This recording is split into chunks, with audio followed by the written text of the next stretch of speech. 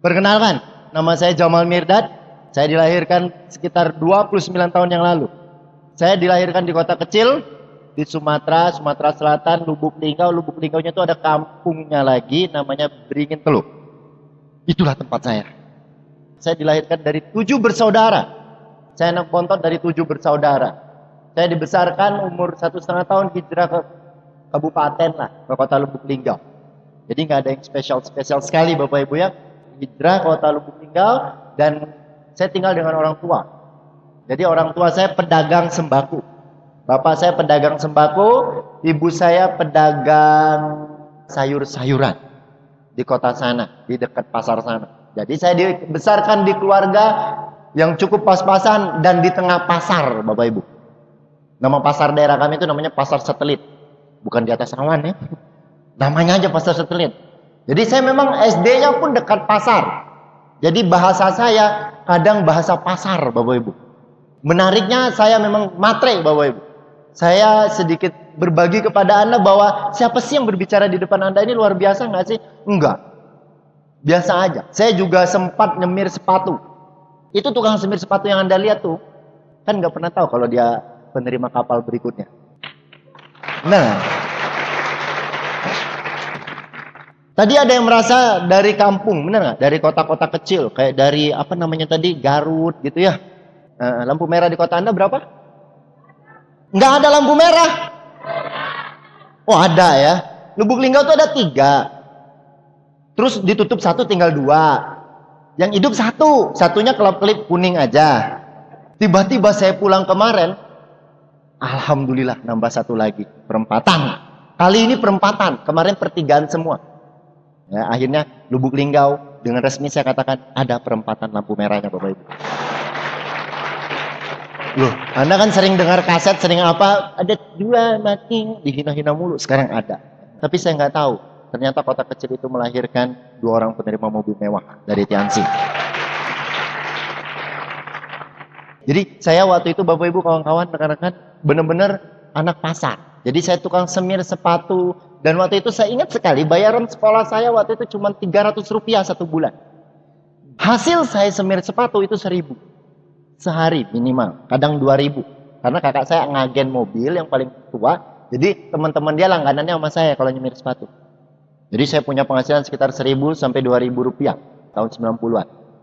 Dan waktu itu saya sudah bisa bayar uang sekolah sendiri, ayo dari SD. Tapi sayangnya ibu dan bapak saya melarang keras. Kalau kamu ada uang lebih, kamu simpan buat kamu jajan, buat apa terserah. Tapi kalau untuk uang sekolah, itu yang saya sangat respect dan saya sangat salut dengan orang tua saya. Biarkan ibu dan bapakmu masih sanggup untuk biayainya. Luar biasa ya. Luar biasa. Itu orang tua saya. Dan terus singkat cerita, saya semir sepatu sudah Bapak Ibu. Dan hasil semir sepatu itu berbekas. Karena duitnya peringatan kan nyarinya. Habis sekolah nyari duit, wah kering nyemir sepatu. Jadilah selimut. Donen-donen saya biasanya yang datang ke rumah, biasanya saya tunjukin. Itu selimut merah hasil semir sepatu. Jadi hangat sekali itu. Ya. Sampai sekarang saya bawa kemanapun. Itu selimut ya. Kalau artis-artis kan suka ada boneka gitu ya. Sekarang bronze line kita ada juga yang selalu dibawa kemanapun. Selimut. Selimut merahnya. Oke. Itu keringat sendiri belinya. Singkat cerita SMP saya jadi apa? Backgroundnya luar biasa. Dagang Bapak Ibu, dagang rokok. Ya, pernah dagang kaset bajakan. Dulu belum CD Bapak Ibu, masih kaset tip. Pokoknya sibuk nyari duit Bapak Ibu dari kecil. Beranjak SMP udah jualan kaset bajakan SMA. Jadi SMA tuh saya jualan togel Bapak Ibu. Kebetulan kakak-kakak saya dari 7 bersaudara, 5 bandar togel. 2 enggak. Saya dan kakak perempuan saya enggak ikutan togelan. Tapi saya direkrut jadi tukang rekap togel. Akhirnya mau nggak mau saya terlibat di situ. Bener duitnya lemari-lemarian Bapak Ibu. Selemari. Puncaknya sahabat kita Pak Sutanto naik jadi Kapolri. Semua perjudian dihapuskan. Termasuk juga kakak saya dan bandar-bandar yang lain ikut dihapuskan. Terus jackpot, SMA, kelas 2 SMA, saya ingat sekali, saya ranking 7, keren ya, lumayan lah. Sibuk nyari duit Bapak Ibu, saya dapat sehari itu minimal 2 juta lah, setoran paling 1 juta. Sisanya buat apa? Simpan. Saya dulu SMA gaya betul Bapak Ibu. Orang belum ada pakai HP, saya udah pakai HP. Duit saya, di dompet penuh. Orang mau makan bakso traktir, apa aja. Saya pernah meracuni teman saya, nggak pernah perokok. Dulu kan kalau anak SMA beli rokok nggak ada duit, bener nggak? Kalau dekat sama saya rokoknya bungkusan, nggak terbatas, unlimited. Sampai sekarang di akhirnya perokok, menyesal saya dekat ini ya. Meracuni ya. Itu ada 2 orang lagi sahabat saya perokok berat gara-gara saya. Dekat-dekat saya punya banyak duit. Nah dulu di otak saya gini-gini, kayaknya gelap banget ya. Masa lalu Pak Jamal ya. Dulu di otak saya Bapak Ibu, H3. Halal, haram, hantam. Yang penting uang. Jadi kalau Anda mau ngomong gila-gilaan, hayu. Saya dibesarkan di lingkungan semasa SMP, semasa SMA narkoba. Tuh nyimeng di sana, ada yang bentuk naga lah. Itu mah bukan lin-linan Bapak Ibu. Kilo-kiloan. Kebayang nggak? Kilo-kiloan sekarung gitu. Ekstasi itu bukannya sebutir 10 butir, ribuan. Gila nggak? Sabu, ngebong-ngebong gitu. Dulu saya alhamdulillah sekali nggak kena. Gara-garanya lingkungan saya seperti itu, saya ngelihatnya kebegoan-kebegoan yang lucu. Yang nyabu kan? Nih masih yang nyabu, saya kasih tahu. Coba deh kalau Anda sadar, Anda lihat orang yang nyabu. Nyabu 3 hari 3 malam nggak tidur. Kayaknya tuh segar. Padahal posisi tubuhnya tuh loyo. Tapi otaknya aja tuh yang segar. Terus tidurnya 3 hari 3 malam berikutnya. Gitu kebiasaannya. Saya bilang, kapan nyari duitnya, kapan hidupnya kalau model kayak gini? Nggak kena. Yang suka ajeb-ajeb gitu ya, nginek gitu. Di depan rumah banyak sekali teman-teman kakak saya itu mabok. OD, keluar busa di mulut. Jadi saya pribadi pun ngeliat, buset kalau gue nginek gini, busa-busa mulut gue keluar. Mati nih gue bilang. Dan nggak jadi. Dan itu, mau tau nggak apa? Itu adalah my brother, kakak-kakak saya. Dan beserta kru-krunya. Anda mengerti? Disitulah kerasnya hidup Bapak Ibu. Jadi kalau orang mau ngomong cimeng, ganja, apa itu, gitu ya. Kakak saya itu lebih gila lagi, mau tau nggak Pak keluarga kita? Punya diskotik, punya biliar. Wah kalau miras mah memang udah dagangan Bapak Ibu. Jadi ibarat kate tuh keluarga kita tuh. Kepala iblisnya tuh di Hotel Bullingbrook tuh. Sampai-sampai kakak saya ini mau tahu nggak apa? Orang tuanya kan kenal sama kakak saya. Kakak saya kan udah join bisnis Tianxin. Sampai-sampai, dekat itu, jangan dekat-dekat, nanti rusak. Masih nggak percaya, sudah sekian tahun berlalu gitu. Tapi berkat bisnis ini, berkat usaha yang kita akan jelaskan kepada rekan-rekan, Anda tahu yang terjadi? Spiritual perjalanannya telah dimulai, Bapak Ibu. Luar biasa sekali. Dan saya melihat bisnis ini bukan hanya sekedar BMW dan seterusnya dan seterusnya. Kita akan lihat dari sudut pandang yang berbeda. Jadi kalau kita berbicara ngelihat potensi bisnis ini, siapa Anda? Anda paling SMA-nya baik-baik saja, betul nggak? Siapa Anda? Bandar narkoba? Nggak juga. Punya diskotik? Nggak juga kan?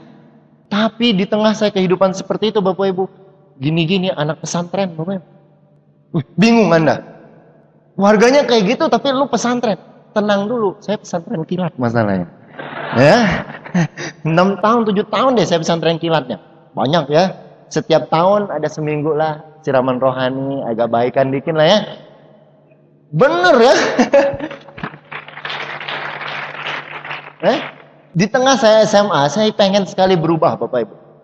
Ya ada 2 sisi kan yang masuk ke saya. Ada sisi syaiton yang rojim, ada sisi angelnya, malaikatnya gitu kan. Ada sisi baiknya. Dan waktu itu saya cuma dihadapkan karena hidup ini kan selalu dengan benturannya dengan pilihan, setuju? Kita itu dihadapkan oleh sebuah keputusan kecil. Saya kelas 2 ya, karena kan duit nggak masalah kan. Kelas 2 SMA saya pergi ke Bandung, ngelihat kota Bandung. Wih, keren-keren. Tak pikirin di kota kita tuh udah gaya betul kan. Lu kebayang nggak kalau 1 juta 2 juta sehari di kantong, berarti sebulannya berapa sih? 30 jutaan lebih, ya benar nggak? Jadi saya punya uang puluhan juta itu bukan kemarin sore. Kemarin di saat saya usia belasan tahun pun saya udah pegang uang segitu. Tapi ada sumbernya yang baik, ada sumbernya yang kurang baik. Kalau saya ngomongnya ya, yang kurang baik itu duit dari iblis ditelan sama anaknya jin. Nggak ada yang nempel. Masih nempel hasil aneh semir sepatu. Masih jadi selimut. Hasil gituan, bingung saya. Saya lihat sekarang apa yang benda saya beli zaman dahulu masih ada sampai sekarang. Nggak ada satupun. Apa kayak gitu? Ada fotonya minimal gitu ya. Ngeri sekali. Termasuk handphone-handphonenya juga nggak tinggal. Jadi poinnya Bapak Ibu, waktu itu saya cuma gundah gulana di tengah andilaunya ya. Tahu andilau? Antara dilema dan galau gitu deh. Bahasa sekarang ya kan. Udah, saya berpikir oke deh saya akan hijrah. Kenapa saya hijrah Bapak Ibu? Karena saya kan ada siraman tuh. Hijrah tuh kan ada 3 karakter katanya. Kata Ustadz waktu itu ya. Yang pertama, hijrah secara fisik. Caranya transmigrasi. Apa faktor utamanya? Karena ekonomi. Itu wajib hijrah. Contoh, kita tinggal nih di, maaf ya, mungkin di pedalaman Bandung. Makannya susah, udah kerak dijemur-jemur, lahan mau dibuat usaha nggak ada, mau cocok tanam aja nggak bisa, miskin banget hidup. Program pemerintah waktu itu menganjurkan hijrah melalui transmigrasi. Banyak sekali di kota kami itu transmigrasi dari, terutama dari Jawa banyak tuh ya. Jadi ada kampung Jawa di kota kita tuh di Merasi namanya. Itu udah kaya-kaya Bapak Ibu. Dulu datang cuma sebatang kara, bawa bini, bawa anak, cuma disediain lahan sepetak, tempat tinggal rumah yang sangat sederhana. Mereka berjuang untuk hidup, bercocok tanam, nanam padi segala macam, berjuang. Akhirnya Anda mau tahu nggak? Mereka sekarang udah punya, ada yang Pajero, ya jelek-jelek masih punya motor, anaknya bisa sekolah SMA. Tapi lucunya beberapa pribumi, mau tahu nggak? Yang ditinggalin tanah sama bapaknya, yang ditinggalin ruko sama bapaknya, yang ditinggalin bedeng sama bapaknya, jatuh miskin dan lebih miskin daripada yang transmigrasi. Kenapa? Kalau orang tuh datangan tuh lebih ngotot. Contoh nih kita lihat, teman-teman dari Tionghoa. Banyak nggak di kota-kota seluruh Indonesia? Atau orang Padang? Jarang yang ketemu miskin, benar nggak? Tionghoa jarang yang ketemu miskin, benar nggak? Yang susah makan, susah hidup, benar nggak? Coba deh Anda pikirkan, kampung Anda, ada nggak orang Tionghoa? Ada, rata-rata hidup nggak? Hidup, maka mereka punya ruko, ada yang punya mobil, ada dagang segala macam, betul? Orang Padang minimal buka warung Padang, benar nggak? Ya, rata-rata dia punya mobil juga, punya rumah juga, anaknya bisa sekolah. Tapi uniknya, pribuminya miskin. Tahu nggak kenapa? Karena Bapak Ibu, kalau orang datangan, kayak teman-teman dari Tionghoa, mereka datang, jebret. Kadang bawa apa adanya aja gitu loh. Berani nimplukin semuanya modalnya di situ, dijaga benar-benar, bangun. Anda suka bete nggak kalau belanja di toko? Tokonya orang Tionghoa itu lebih pagi bukanya daripada toko pribumi. Serius, bapak saya pedagang, sebelah tuh Tionghoa. Dan ngelayanin pelanggannya bener-bener mantap. Sedangkan kalau pribumi, mau beli, dak dem, mahal kata pembelinya. Dem cari tempat lain deh. Sengak-sengak gitu jawabannya. Cuman teman-teman yang itu, oh enggak Pak, memang kita modalnya untungnya sedikit. Orang nggak ada asal sekresek dikasih kresek. Beda loh. Kenapa? Dari segi servis dan segala macam. Teman-teman Padang, apa bedanya warung Padang sama warung pribumi? Ayo. Warung Padang benar-benar dikonsep, masuknya rendangnya dienakin, biar ada orang mau balik lagi. Coba kalau dagangan orang kampung, biasa. Asal jadi dagangan aja. 2-3 bulan, setengah tahun berikutnya tutup. Kenapa? Karena merasa aman, nyaman, karena ini adalah tempat kelahiran saya. Itu yang menyebabkan kenapa kita kurang bisa berkembang kalau kita berada di tempat sendiri. Nah, saya bersyukur karakter saya bisa baik karena saya hijrah yang pertama apa? Hijrah secara fisik. Hijrah yang kedua, hijrah secara akidah. Waktu itu saya dikatakan di situ sama ustadznya, kalau kita nggak bisa ngerubah lingkungan kita harus pergi dari lingkungan itu. Karena masalahnya, kita hidup di dunia ini akan dipengaruhi atau kita akan mempengaruhi. Jadi kalau kita tidak bisa merubah keadaan lingkungan di sekitar situ, mending kita yang cabut kalau mau selamat. Kalau enggak, tinggal tunggu kehancurannya. Jadi waktu itu saya cuma berdoa, Tuhan saya pengen bener, Bahkan sampai saya join bisnis ini pun saya mau uangnya yang bener. Nah, yang ketiga Bapak Ibu, selain secara akidah, hijrah yang ketiga dari kita tidak mau mengetahui untuk mencari tahu. Karena itu adalah pembentuk karakter kita.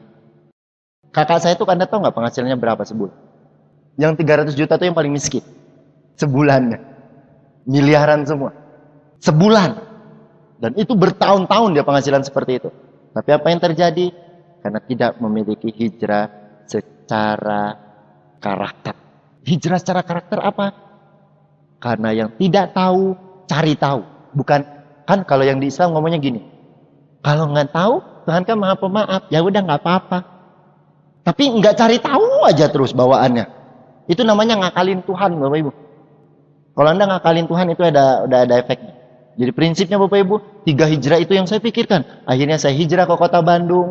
Akhirnya saya kuliah di Unisba. Dan singkat cerita, semester 1, semester 2 saya cari bisnis nggak dapat Bapak Ibu. Mau buka angkot nggak ada duit. Karena trayeknya 120 juta tuh Cahom Ciroyom tahun 2003. Sekarang udah hampir 200 juta kalau nggak salah trayeknya. Mau buka wartel nggak ada duit. Untung nggak jadi buka. Kalau buka saya udah bangkrut. Mau buka warnet sama, modalnya gede pisan. Dan saya bermodalkan waktu itu ngomong ke orang tua, saya ingin hijrah ke Bandung, mau kuliah. Orang tua saya cuma ngomong, Ma, Bapak tuh cuma sanggup 500 ribu satu bulan. Disitulah uang pulsa, uang makan, uang transportasi, uang tugas. Kalau mau pacaran dengan uang 500 ribu. Kalau enggak, ya nggak usah pacaran dulu. Makanya saya dulu uang 500 ribu nggak berani pacaran. Taktik apa sama cewekku gitu kan? Singkat cerita, saya kuliah, di tengah kuliah saya ditawarin tawaran sebuah bisnis network marketing atau multi level marketing, Bapak Ibu. Ya. Saya kasih tahu kepada Anda, apakah itu saya positif atau saya negatif atau saya langsung join?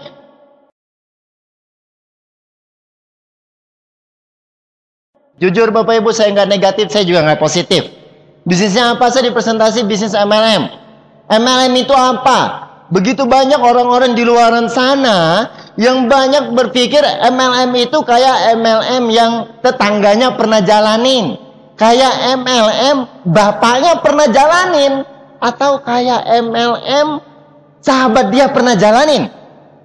Waktu itu saya negatif nggak dijelasin Tiansi.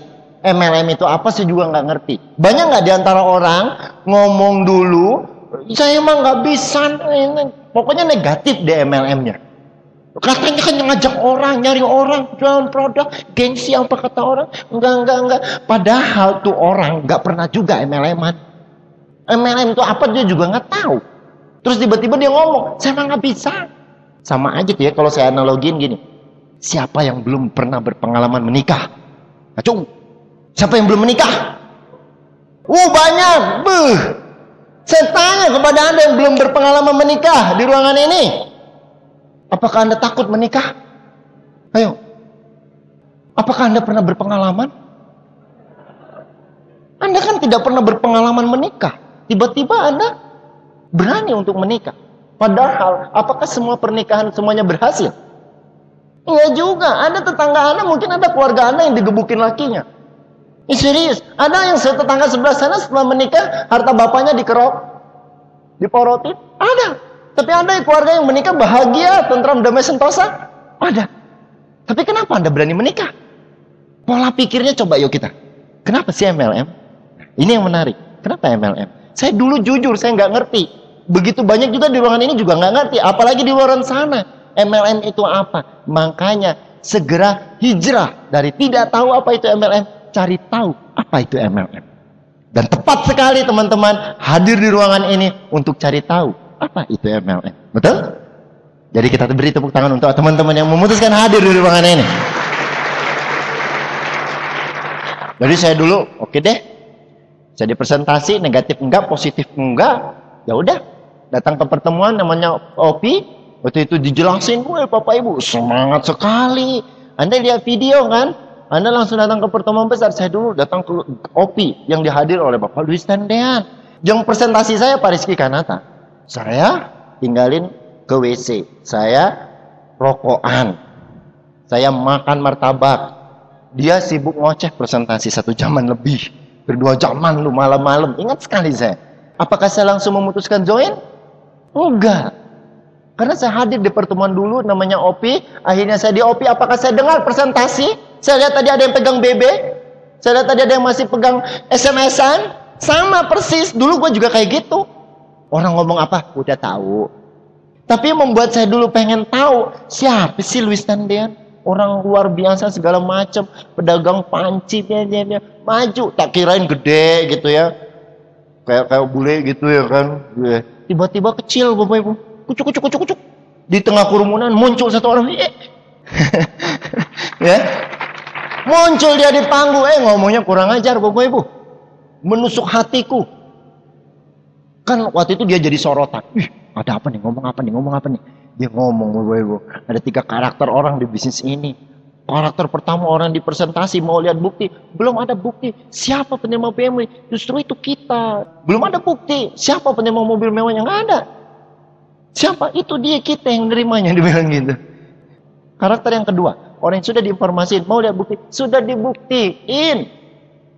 Tapi, mana BMW? No, di bawah. Mana yang suksesnya? Wah, kalau Anda tahu Pak, yang tadi, yang ngomong Pak Naga Sugara, grup beliau aja tuh yang dapat mobil mewahnya, 69.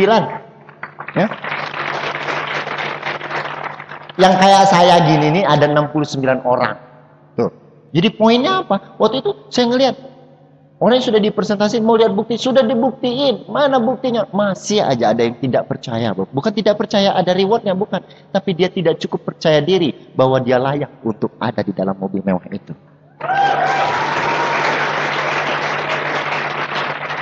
Nah, yang ini yang membuat saya dulu agak berpikir. Ada karakter yang ketiga. Udah mana BMW-nya mana? Itu BMW-nya, tapi dia tetap aja nggak percaya. Ya, karakter yang kedua tadi, dia oke, ada bukti, dia langsung join. Yang ketiga, ada orang yang udah dibukti, tetap aja nggak join. Kenapa? Sederhana Bapak Ibu. Dulu waktu itu saya cuma mikir, coba sok, lihat teman tetangga sebelahnya. Yuk, yang ngundang Anda. Ingat nggak? Kalau Anda pikir-pikir zaman sekarang nih ya, dia ngundang Anda tuh kondisinya kayak apa? Yuk, bayangkan teman sebelah Anda. Udah kebayangkan gampang ingat ya sekarang, kan benar? Ya pasti juga income-nya Anda tahu lah ya kan, berapa, ya nggak? Kadang kan suka ngutang dengan Anda juga. Andai kan 2-3 tahun Pak Luis ngomong, Anda ketemu lagi, dia di dalam mobil mewah, penghasilannya udah puluhan juta, kerjanya jalan-jalan ke luar negeri, menikmati hidup. Spontan Bapak Ibu, saya waktu itu ngelihat pengundang saya mikir di kelas dia aja nyontek gue.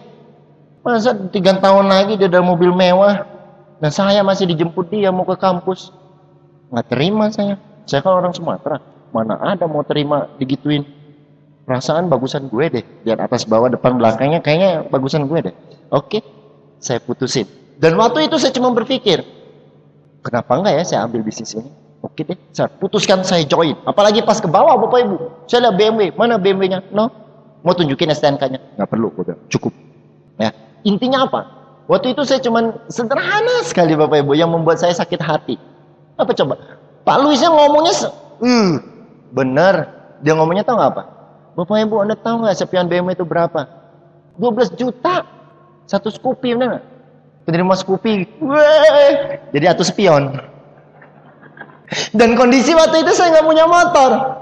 Saya bilang ini menghina sekali. Daripada gue beli spion BMW, mending gue beli motor deh. Dan waktu itu tidak ada yang Scoopy, mobilnya nggak ada. Langsung dulu bintang 3 BMW. Wih. Otaknya mau nggak mau harus nyampe Bapak Ibu. Nah waktu itu saya cuma berpikir, oke, saya ambil bisnis ini, saya jalankan, saya join Bapak Ibu, nggak tanggung-tanggung, joinnya gadai handphone. Kenapa? Tadi Anda ingat, keluarga saya waktu itu masih bisnis togel, masih bisnisnya ngaco-ngaco, masih.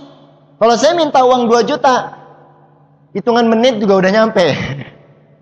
Serius. Tapi saya waktu itu cuma berpikir, ini untuk jangka panjang, ini untuk hidup saya. Saya ingin mulainya dengan benar dan dengan baik. Jadi uang modalnya saya pun dengan mau yang baik. Ya. Karena gini, waktu itu sederhana. Jadi udah saya gak ada handphone. Karena minta dengan orang tua saya nggak kasih. Ya kan? Kenapa? Karena bapak saya waktu itu, nanti ntar dibodohin orang. Kau tuh dusun. Kan ya? Kamu tuh orang daerah. Di kota, ya udah kuliahlah baik-baik. Gak usah lah bisnisnya itu anak pedih, bisnisnya itu dia ngerti bapak. Dia malah fokus bela kuliah. Kayak gitu dia ngomongnya. Saya ngomong, "Be, ini beda." "Udahlah, kamu fokus saja kuliah." Saya udah mentok sama Babe. Ya kan? Namanya sama. Nyak juga dikasih. Akhirnya saya gadaikan, saya punya handphone 600.000, saya bisa bintang 2. Makanya yang kata Pak Ruli tadi, saya bintang 2, donen saya bintang 4. Akhirnya nggak ada terima. Langsung, karena waktu itu mau tutup buku, langsung tutup bintang 3, minggu depannya langsung juga bintang 4. Jadi nggak lama-lama ya. Di awal saya cuma sederhana Bapak Ibu. Ngerti enggak, pengalaman enggak, MLM itu apa saya juga nggak tahu. Saya juga belajar seperti Anda. Saya juga datang ke pertemuan OP, datang ke PM, datang ke acara vision seminar seperti ini. Tepuk tangan, semangat, diomongin apa, orang cerita masa lalunya. Saya nggak peduli amat. Saya juga nggak tahu. Waktu itu saya datang vision seminar, orang yang gagap. Bapak Ibu, Bapak Ibu Anda pasti bisa. Wih, saya bilang gagap aja gitu bisa, masa gua kagak bisa gitu kan. Anda kalau saya ajak ke Malaysia, ada sahabat saya, Bapak Haji Agus Tarakan, itu subhanallah Bapak Ibu. Anda pikir udah miskin kan jalankan bisnis ini, kiriman 500.000 motor minjem. Tuh orang lebih parah. Catat, dengar baik-baik. Dia nggak bisa baca dan nggak bisa tulis. Ngomong bisa. Suami istri. Suaminya kerja serabutan, istrinya kerja buruh cuci.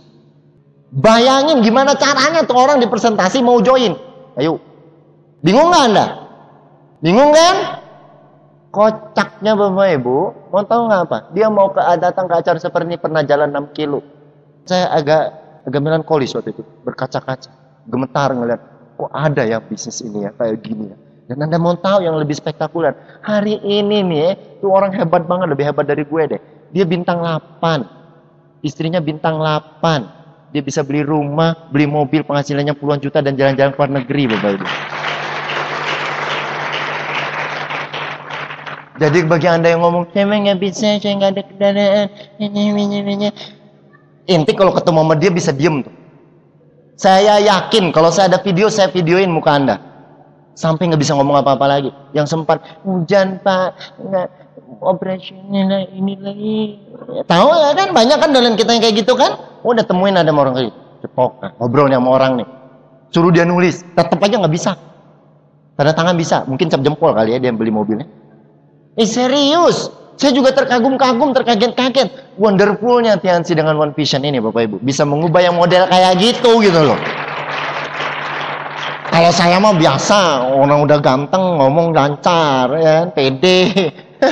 Pengalaman bisnis walaupun gelap banyak gitu. Anda ketawa, nyeri tahu nggak ngejalaninnya. Kejar-kejaran sama Pak Polisi, maaf Pak Polisi ya, udah nggak lagi. Kalau ada polisi di sini saya mohon maaf, itu zaman dulu. Kita udah tobat.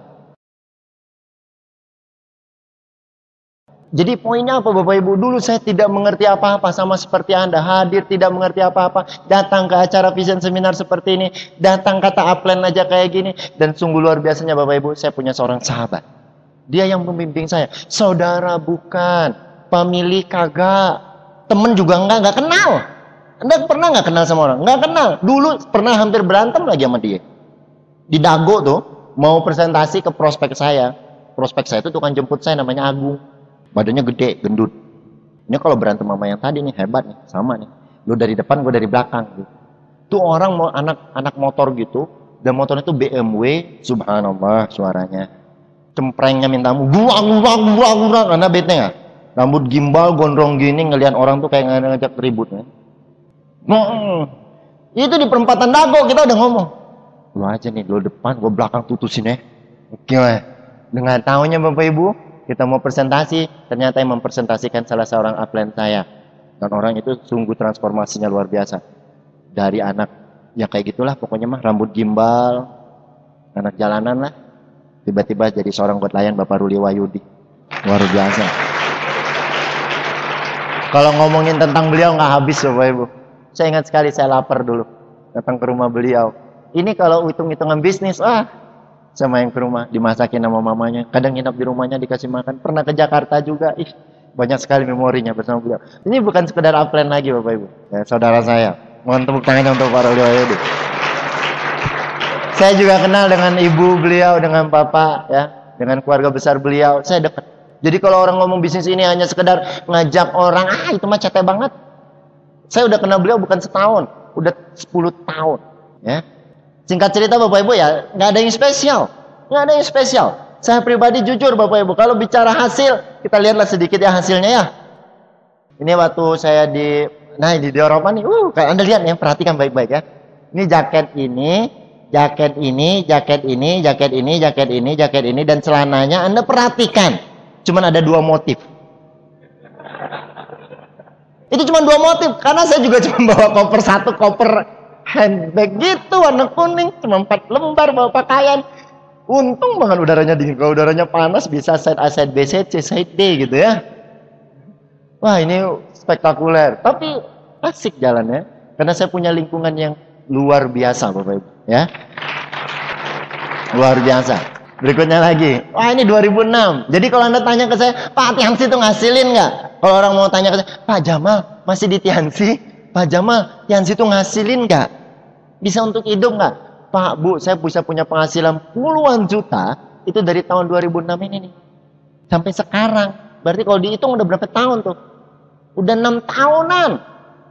Namanya bisnis, namanya usaha, kalau bisa bertahan 6 tahun aja bisa menghasilkan puluhan juta. Bagus nggak? Ini di Hong Kong. Nah ini Bapak Ibu, saya OKB Bapak Ibu. Saya shopping sampai 20 juta, sampai dimarahin sama Pak Naga tuh. Saya waktu itu beli, nggak jelas banget deh. Sepatu udah mulai nggak pantas, baju udah mulai nggak pantas. Oh banyak banget tuh udah nggak pantasnya. Karena waktu ini bonusnya agak sedikit menggila nih. Udah belanja. Karena mikirnya apa? Bulan depan juga datang lagi. Jadi waktu itu otak saya nggak ada ini, untung ada Panaga. Udah lo, aduh ini OKB kasihan nih. Dan gua kata Panaga, dikasih konsultasi keuangan. Akhirnya, udah amitabha bertobat. Dulu saya pakai kacamata aja nggak mau yang harga 65.000. Maunya yang harga 500.000, 2 juta gitu-gitu. Iya, belagu banget gitu ya. Malam Bapak Ibu, dari orang yang punya uang, tiba-tiba jadi kere. Kalau dulu punya uang di kampung, paling buat makan. Mau beli apa sih? Buat jalan kemana sih nggak ada gunanya. Paling natir teman. Kalau di Jakarta, di Bandung kan banyak gunanya. Makanya ini OKB nih Bapak Ibu ya. Foto OKB. Nah ini sama istri saya. Istri, masih pacar waktu itu ya. Masih pacar. Cina, ini ada Jepang. Saya sempat ke Jepang, ini agak sedikit cerita, agak gila dikit nih di Jepang. Saya membangun bisnis di Jepang sama Pak Rizky Kanata. Satu ketika saya ke Jepangnya sendirian. Bahasa Jepang nggak ngerti, bahasa Inggris saya luar biasa kan. Dan menariknya orang Jepangnya nggak ngerti bahasa Inggris, juga nggak ngerti bahasa Indonesia. Dan hebatnya handphone saya habis baterai. Teman-teman saya yang di Jepang nggak bisa saya hubungi. Dan saya datang ke Jepang, menatap di bandara yang sangat luas. Mau kemana ini? Untung Tuhan kirim satu orang Malaysia. Jadi masih nyambung-nyambung sikit lah bahasanya. Jadi waktu itu kita ya udah deh, dia juga bingung mau pulangnya, udah ketinggalan bus. Udah kita akhirnya datang ke naik tren. Saya agak ingat kalau naik tren ke Ueno, ada hotel dulu sempat menginap sama Pak Rizky. Akhirnya kita nginap di hotel itu juga. Dan itu kegilaan yang saya buat dulu Bapak Ibu. Jadi Anda sekarang gini deh. Anda pikirkan, Anda keluar negeri nggak tahu mau sih jalan mau bisnis, tapi nggak tahu siapa yang mau ditemuin. Dan waktu itu saya ngabisin, kalau hitung-hitung, banyak juga ya, cepean juga nih ngabisin duit ke Jepang.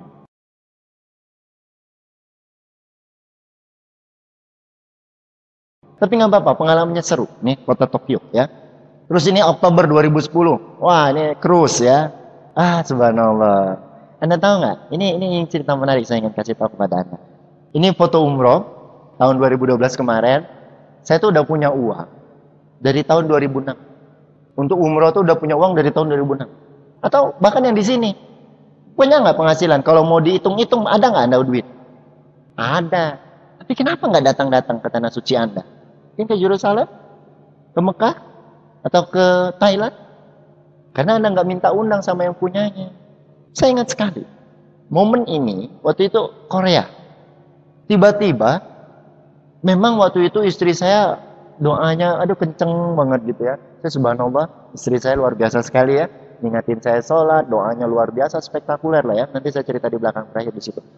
Dia berdoa waktu itu, minta undang ke tanah suci Mekah. Entah kenapa bapak saya pas hari mau berangkat, dia harus masuk rumah sakit, ke UGD. Dan hari itu saya nggak bisa berangkat ke Korea.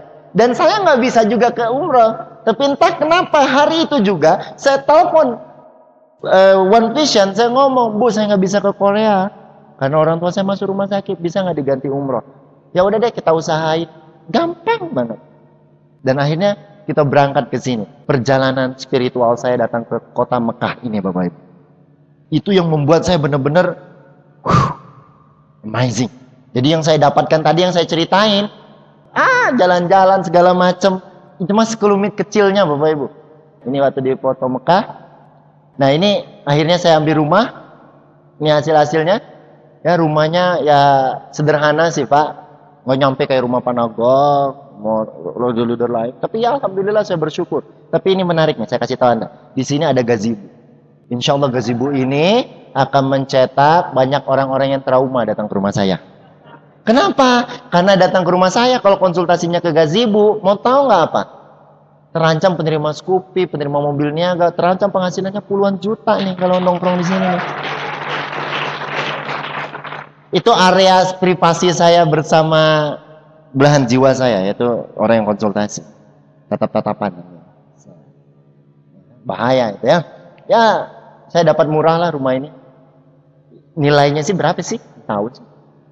Waktu habis-habisnya 800. Katanya sih sekarang udah 1 M.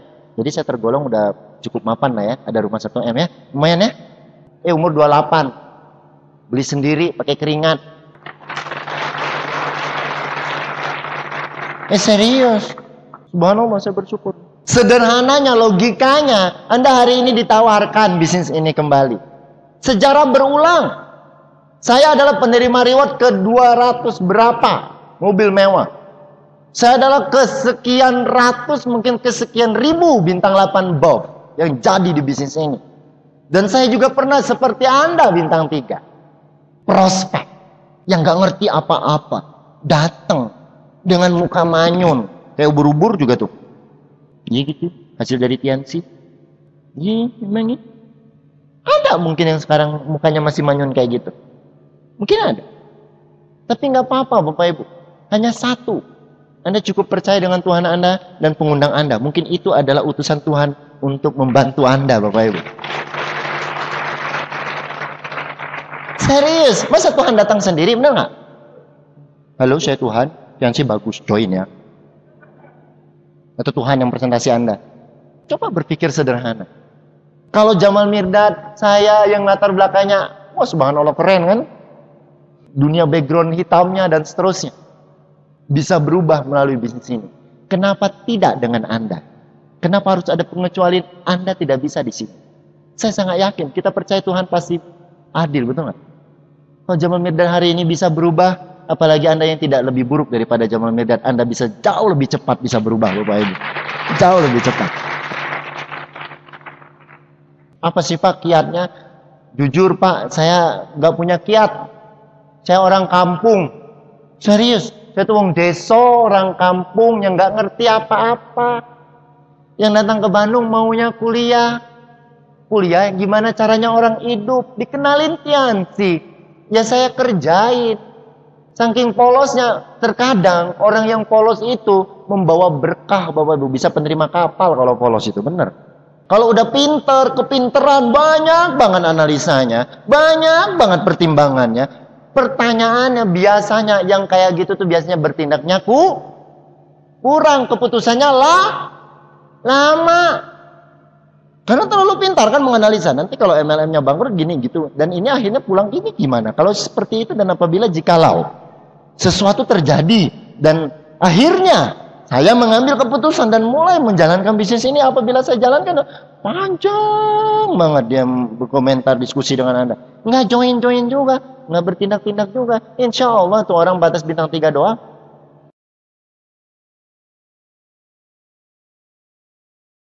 Tapi nih kalau ada orang tuh polos, presentasi, ada penghasilan, Scoopy, berbinar-binar, mobil niaga, semangat dia tuh. Produknya bisa menyembuhkan banyak orang. Join. Ayo, tapi bingung.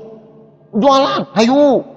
Nyari kemana-mana, akhirnya bisa bintang 3, akhirnya berkembang bisa jadi bintang 4. Naik, berjuang, nggak ngerti apa-apa, bintang 5. Jalan-jalan ke luar negeri. Dia fokus aja jalanin. Itu saya dulu tuh kayak gitu tuh. Fokus aja jalanin, tiba-tiba saya ngeliat ke samping, ke kiri, ke kanan. Loh. Kok udah jauh banget ninggalin teman-teman saya yang lain ya?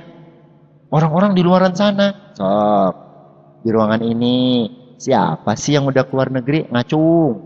Leader mah nggak usah. Coba saya pengen lihat, yang udah keluar negeri aja. Coba Pak, lampunya Pak. Yang udah keluar negeri aja, nggak usah gede-gede. Yang udah keluar negeri. Ini 90% belum ya? Nah kemana aja bro? Pak, saya kasih tahu ke Singapura tuh paling 1 juta juga bisa. Pasportnya. Ya gampang lah. Gopay juga jadi. Tapi buat apa juga ya ke Singapura ya? Pergi pernah keluar negeri dapat cap Singapura gitu. Ngapain? Tapi kalau Anda dikasih gratis mau? Mau ya? Ntar umroh lagi, Yerusalem lagi, atau mungkin Anda jalan-jalan, mau nggak? Atau siapa yang udah kerja, maaf banget punten bangetnya cek Sunda teh para runten pisan. Yang udah kerja nih Pak ya, yang udah kerja udah 10 tahun tapi masih naik motor dan motornya masih kredit, punten pisan. Jangan ngacung. Yang udah kerja 15 tahun, punten pisan punten. Tapi belum pernah punya keluar paspor gitu loh. Punten pisan. Maafkan aku nih. Kenapa Anda tidak pernah berpikir bahwa bisnis ini bisa mengantarkan itu kepada Anda?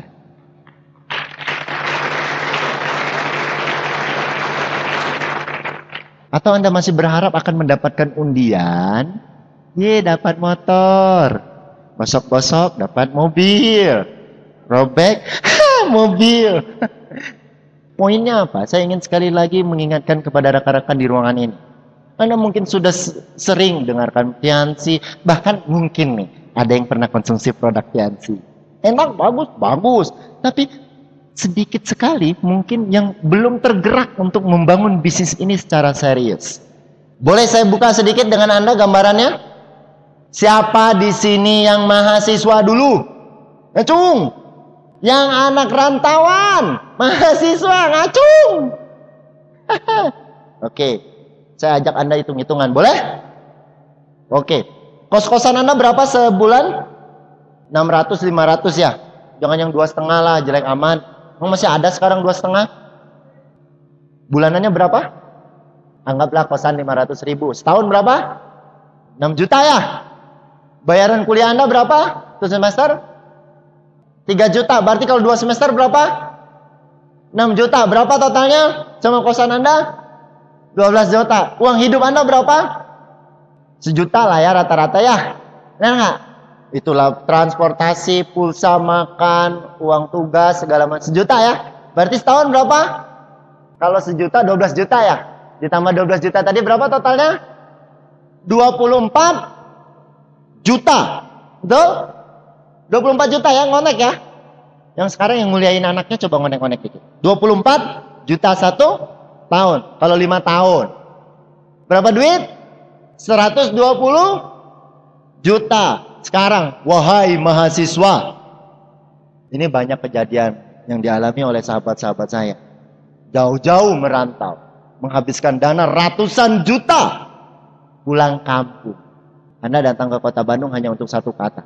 Menang atau Anda pulang sebagai pecundang.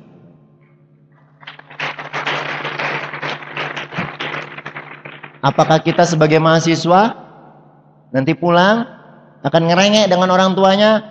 Pak, minta modal untuk usaha Pak.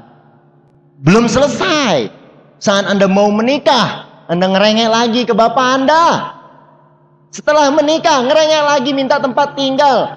Kalau gue punya anak, nauzubillah min zalik deh. Ya serius. Ente digedein, dihidupin, dikasih makan, berharap untuk sukses. Benar nggak dari orang tuanya? Saya mewakili bapak Anda nih sekarang. Maksud saya di sini berdiri ngomong kencang-kencang kayak gini, jombo mikir gitu loh. Ya kan? Jangan terlena. Kayak sahabat-sahabat saya itu udah usia 26, 27, baru nyadar dengan hidup. Baru mau lulus kuliah, baru mikir, mau kemana ya? Aduh, pulang nanti gimana ya? Nanti nyari kerjaan. Aku kerja, gaji berapa ya? Ujungnya mau minta gaji 5 juta, nggak ada yang mau gajiin. Gaji 1,5 juta juga diambil, bener nggak? Cicilan motor 500.000, kos-kosan 500.000 habis? Habis, kurang.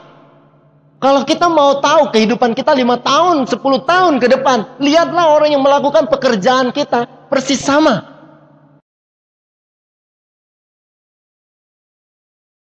Jadi kalau Anda hari ini jangan protes dengan Tuhan, jangan protes dengan keluarga Anda, jangan protes dengan siapapun. Apa yang Anda lakukan kesehariannya? Apakah Anda hanya cuma ke kampus, ngerjain tugas, having fun, nongkrong, makannya ke pecel lele, ke warteg, and then waktu berjalan, habis waktunya 4 tahun, masuk 5 tahun. Selesai, betul? Mau nggak mau memperlambat masa nyusun skripsi. Kenapa? Kalau udah skripsi, udah wisuda, disuruh pulang kampung, dan Anda masih jatuh cinta di kota Bandung. Banyak nggak yang kayak gitu mahasiswanya? Jangan tanya ke saya, tanya ke teman-teman Anda di luar sana yang angkatan 2001, 2002, 2003. Dan mereka akan mengatakan, coba kalau gua dulu mulai berpikir dari seumuran lu, mungkin hari ini sudah berbeda keadaannya. Memang betul terkadang butuh orang yang mengingatkan kita. Hari ini mungkin saya dipakai Tuhan, suara saya untuk mengingatkan Anda. Apalagi amit-amit jabang bayi nipu orang tuanya untuk biaya pacaran, untuk biaya dugem, untuk biaya buka botol. Dan Anda tahu persis bagaimana orang tua kita cari uangnya. Bisnis Tiansi ini bos, Mbak Yu, bisa menjadi solusi Anda. Di saat Anda kelar kuliah, Anda punya penghasilan puluhan juta, pulang lebaran, bawa mobil, dan orang tua tuh ngomong, ih, ya. Berikutnya Pak, ini reward BMW, wah senyumnya, cia. Terus dapat kapal 2008. Oh iya, ngomong-ngomong BMW, itu ada cerita kocak Bapak Ibu. Enggak semua orang pernah naik BMW, benar nggak?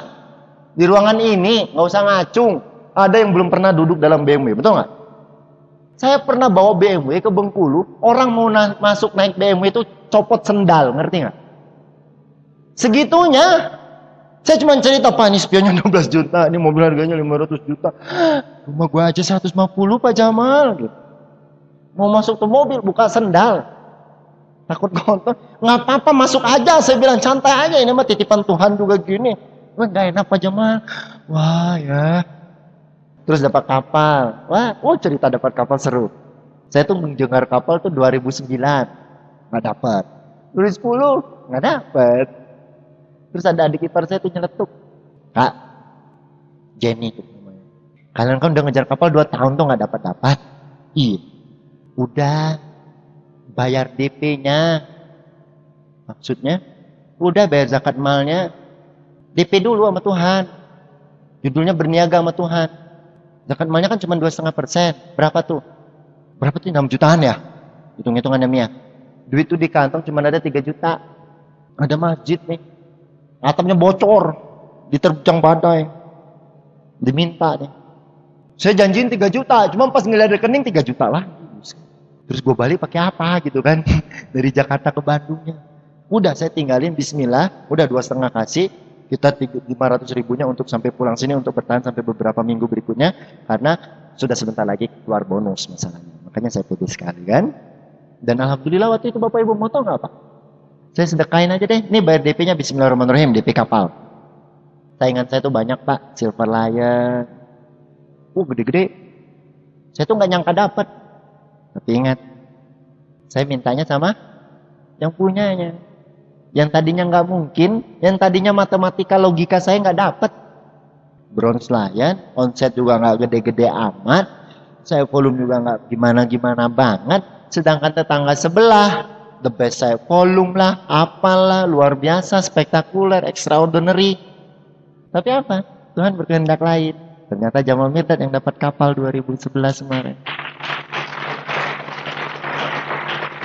Yang hari ini belum dapat Scoopy, DP-in nama Tuhan. Ya Allah nih DP Scoopy. Bismillah. Serius? Cobain. DP-in. Yang ngejar mobil niaga, DP-in. Serius, DP-in nama Tuhan. Berniaga sama Tuhan. Bismillah. Insya Allah. Bahwa itu sudah janji yang pasti. Langsung dibalasnya di muka bumi. Singkat cerita, saya nikah Bapak Ibu dengan BMW sendiri. Ini istri saya luar biasa. Dan biaya pernikahannya mobil Vios waktu itu. Plus. Tambah lagi. Dan itu duit dari Tiansi. Dan menariknya di pernikahan saya itu gini. Orang tua saya 7 bersaudara. 6 dinikahin. Atau lagi anaknya dia udah tua 80. Akhirnya dia jual tanah. Bener loh, yang saya bilang, banyak anak yang mau nikah, ngerepotin orang tuanya, bener.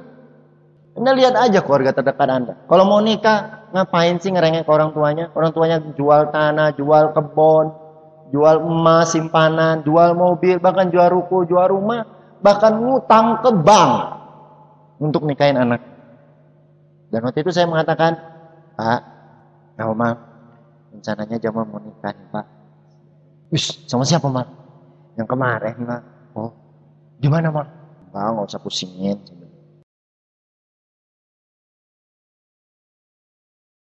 Udah beres sih, tinggal Bapak datang ke Bengkulu, ngomong sama calon mertua, kenalan aja.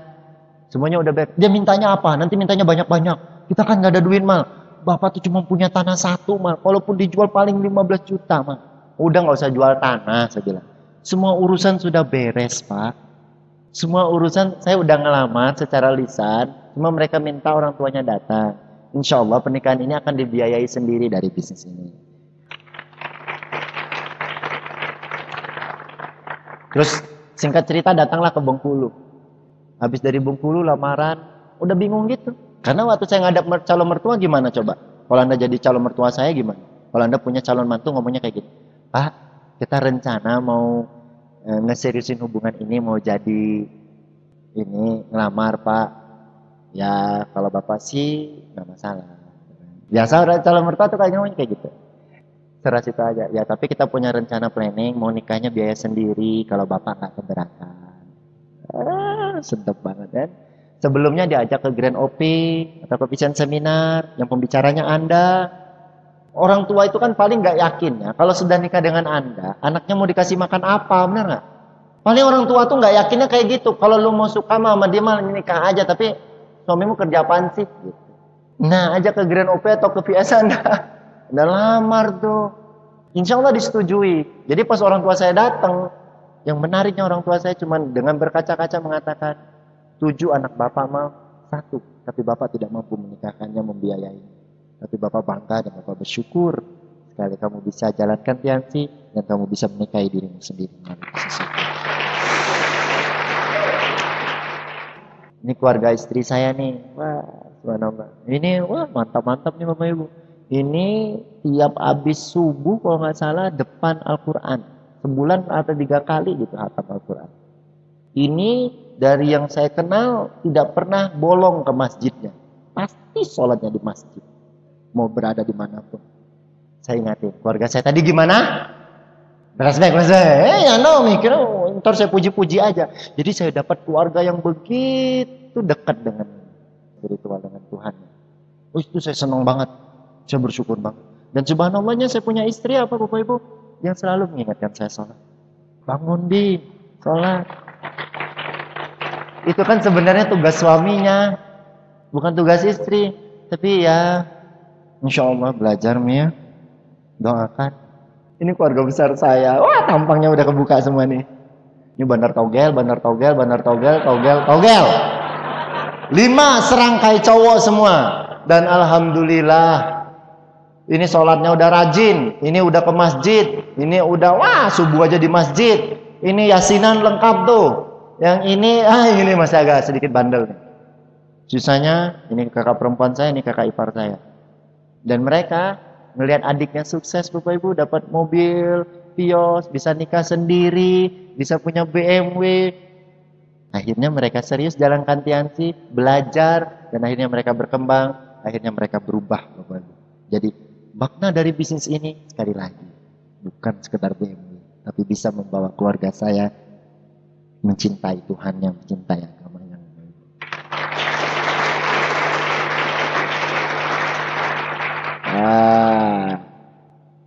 Ini ayah dan ibu saya Bapak Ibu. Anda juga pasti punya orang tua. Ibu saya udah almarhum di usia 68 tahun. Beliau adalah salah satu inspirasi saya dan motivasi besar saya untuk menjalankan bisnis ini.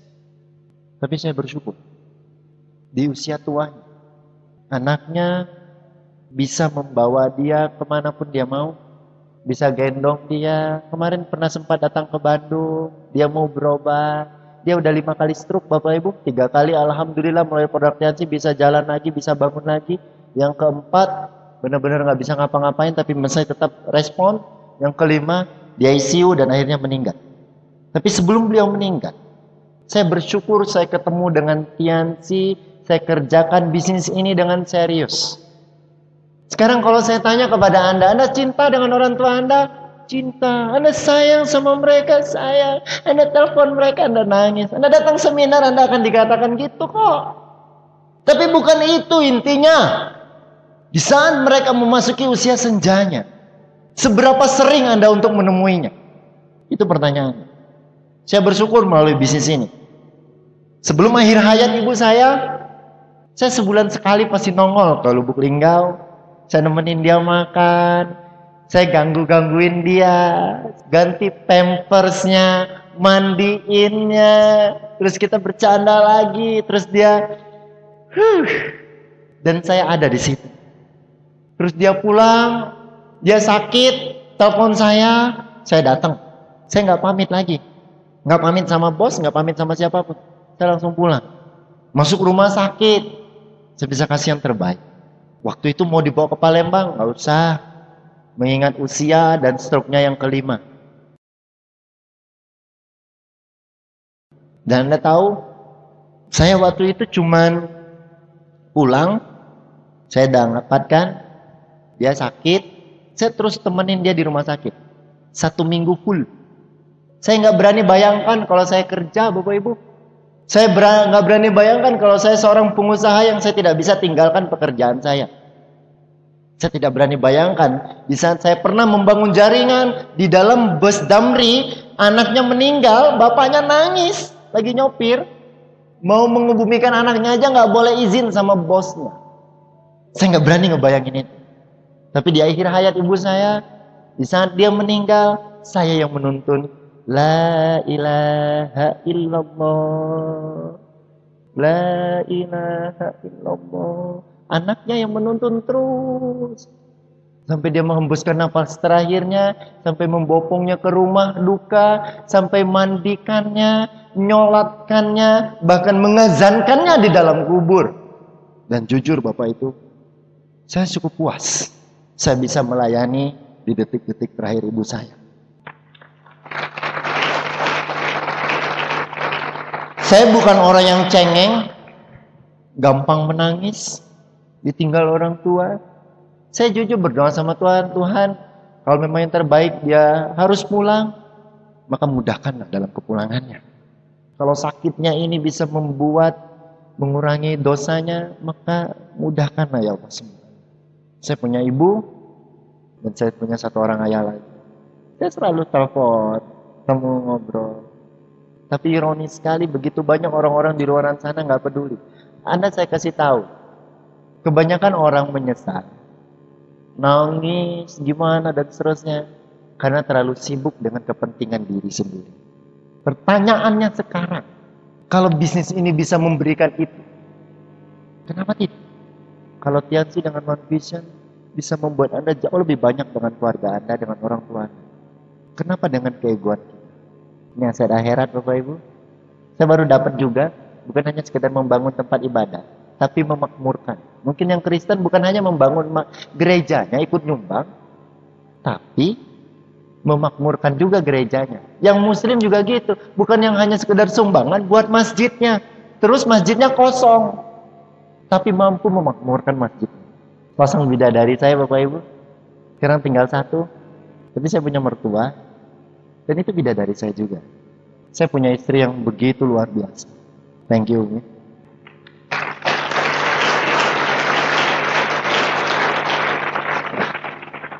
Saya nggak pernah dengar ibu saya marah. Saya nggak pernah minta ibu saya saat dia hidup, dia menolak permintaan anak. Tapi dia udah pergi.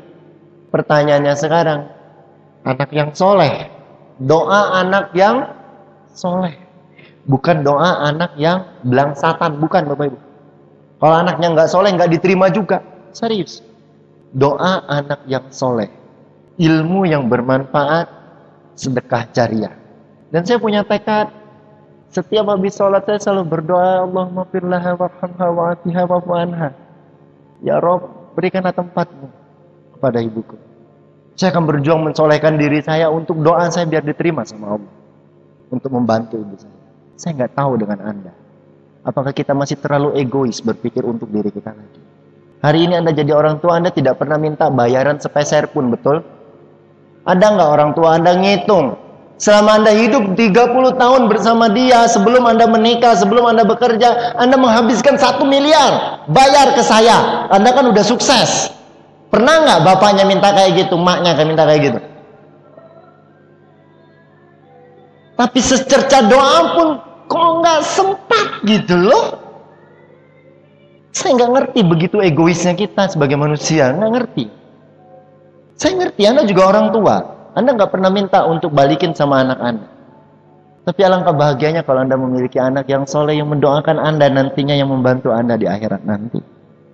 Untuk memiliki anak yang soleh, Anda harus punya waktu untuk mendidik anak Anda.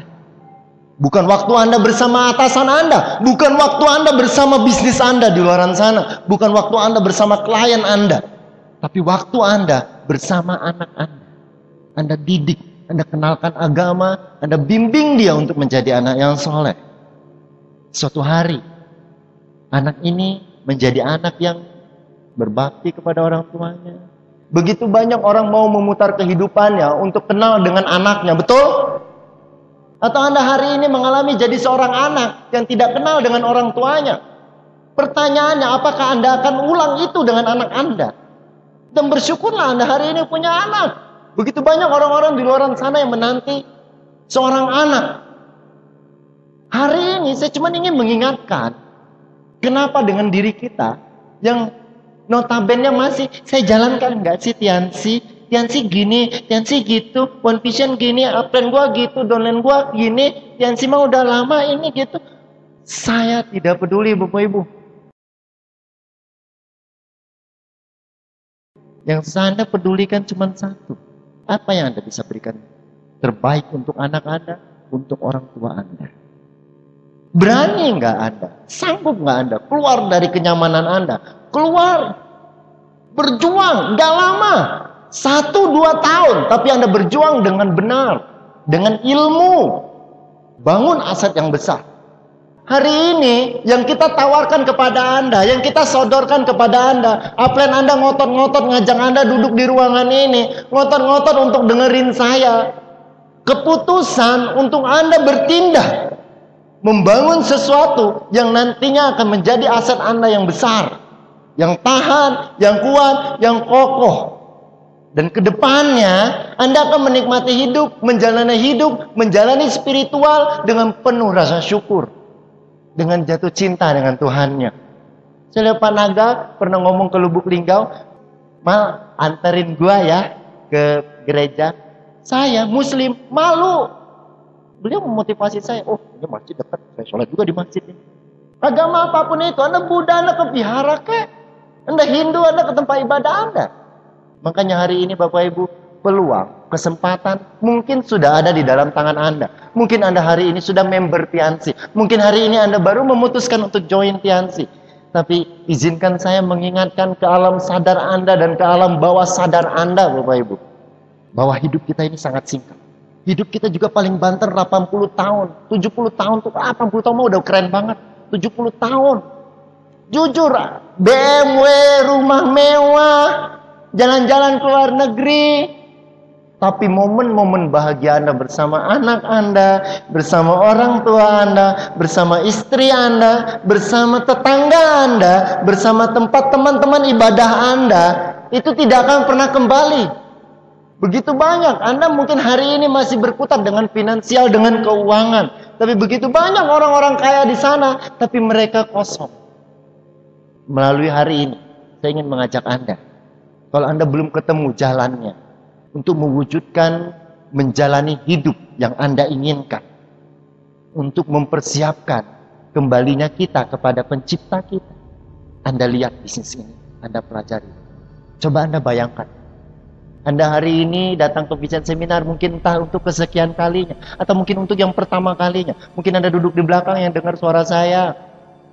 Bisnis ini hanyalah sebuah pengulangan, sebuah roda yang terus menerus berputar, terus menerus terulang, terus terulang. Tahun 2002 Pak Luis dapat BMW, 2002 Pak Naga dapat BMW, 2004 Pak Erick Yong bersama Pak Rizky, 2006 Pak Luli, 2008 Jamal Mirdad, 2009 Pak Jafrial, 2011 Pak X, 2012 Ibu Y, 2013 Bapak Z. Itu hanya sebuah pengulangan sejarah, pengulangan perjuangan, pengulangan keputusan. Saya ingin mengajak Anda cuma berpikir, cuma relax. Anda ambil keputusan, Anda ambil bisnis ini, sama seperti kami dulu. Mungkin Anda sedang down, bisnis Anda sedang tidak baik, atau mungkin makan bisnis Anda sedang baik, Anda sedang semangat jalankan bisnis ini. Anda berjalan, Anda ngotot, Anda semangat, Anda Sparta, Anda grower, apapun itulah namanya. Anda jalankan. 1-2 tahun di sana Anda memutuskan, sudah mulai kelihatan hasilnya, penghasilan Anda mulai naik puluhan juta, Anda mulai menerima. Kita sambut Scoopy Achiever, kita sambut Bapak Tono penerima mobil niaga, kita sambut Ibu Yati penerima mobil mewah, Bapak Budi penerima yacht, plane, villa, cash reward.